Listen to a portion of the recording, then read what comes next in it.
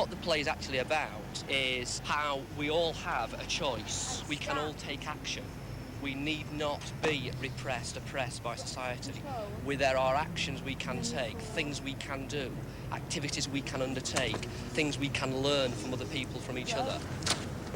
And then you start getting up. We offer a kind of optimistic view that through unity and through understanding each other and learning and things like this, you can get out of this. One form of alternative enterprise in South Yorkshire, the city of Sheffield. A landscape littered with the graves of industry once the basis of prosperity. Unemployment high and rising, management morale at a low ebb, widespread worker bitterness. So what does the future hold?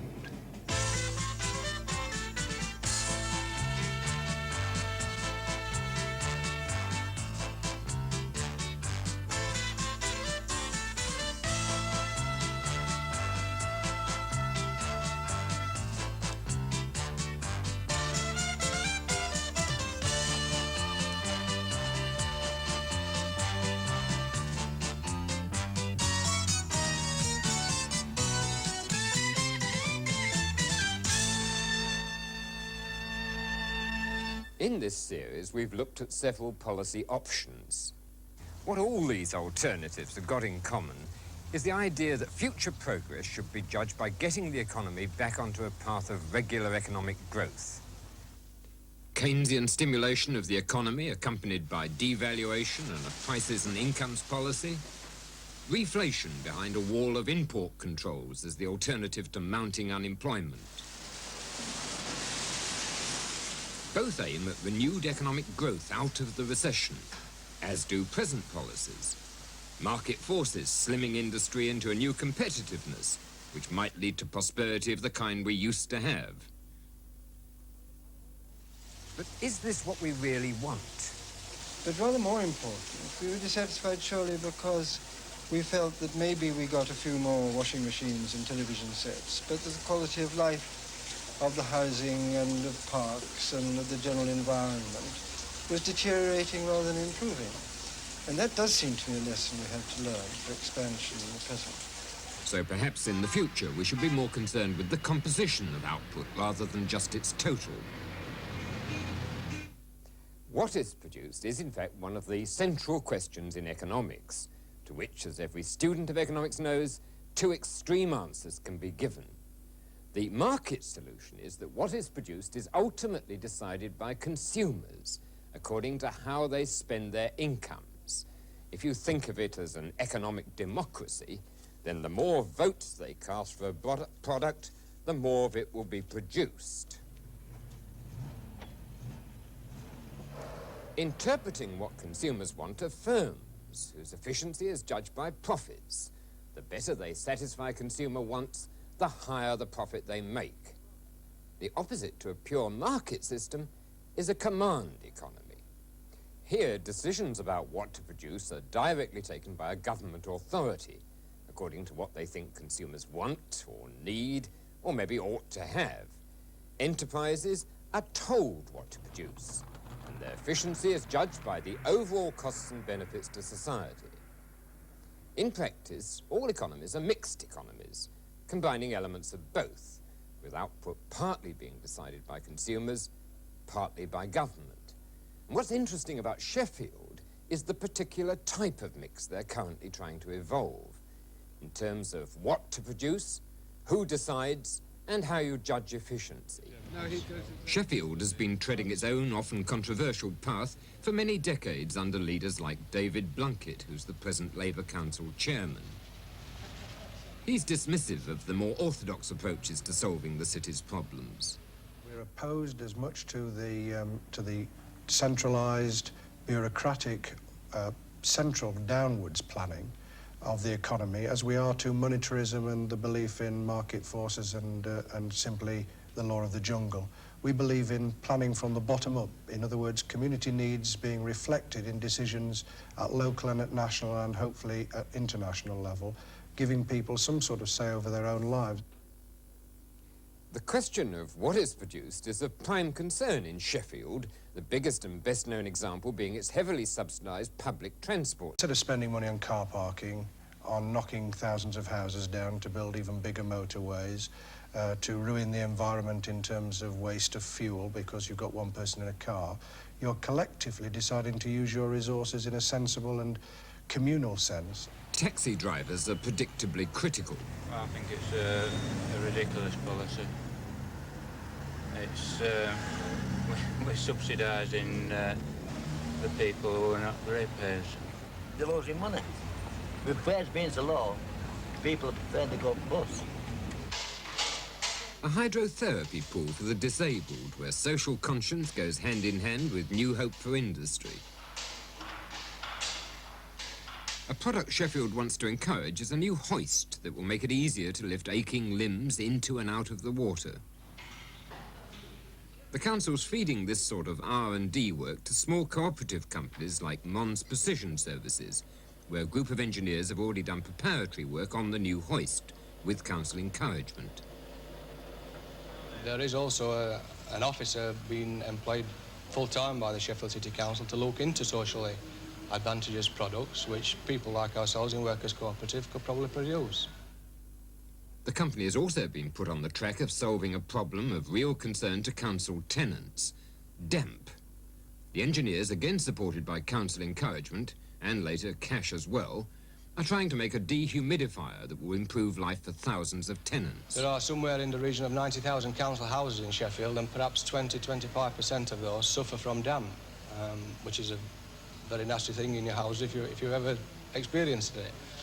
The dehumidifier being developed, hopefully, will improve on the ones on the market. David Blunkett defends this emphasis on the composition of output, the need for socially useful production. We as a community need those things. We need hospital equipment, we need hospital beds, we need materials for building houses, we need the things that go to make up a reasonable lifestyle. Those are the things that we're always going to need. We'll need to adapt them and modernise them, but those are the things we can join together as a community to provide. That gives them security, it gives the logic of an economy that doesn't fritter away its resources on plastic gnomes or on silly games or on warfare. In one of Sheffield's dead and crumbling factories, in a roundabout way, even music's produced by the council. Youths are given a place to forget for a while the frustration of being unemployed.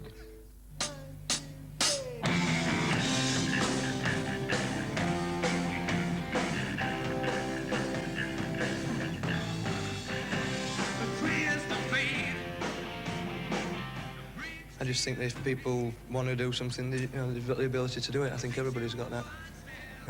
I understand that there's if a guy's got a certain trade and there is no work in his area, then he's got problems. But I mean, I started out as a maintenance fitter, you know what I mean? And well, you know what steel's like in Sheffield at the moment, so you just take up rock and roll, it's better, isn't it? You know?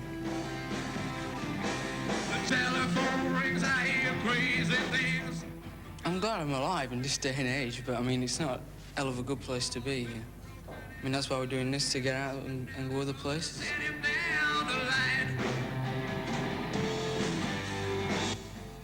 The unacceptable face of council involvement? Well, to some it probably seems so. For £150,000 of public money has gone on refurbishing the centre as a place for entertainment, potters, painters, actors and the like. Now, the only money we've had from ratepayers has been for bare bricks and mortar to build this place. And pound for pound, it's very cheap. We have already created somewhere in excess of 30 jobs. It's going to provide a cultural centre that this area hasn't got. It's going to provide a centre for racial integration at a cultural level. West Indian communities and Asian communities have no centre where they go for cultural or popular music events in this city. Those who come here to work are often young offenders who've done their community service and returned as volunteers. Work like this takes some of the bitterness out of being unemployed. I was angry for 2.5 years about being unemployed. I still am angry. What we did about it was build this centre.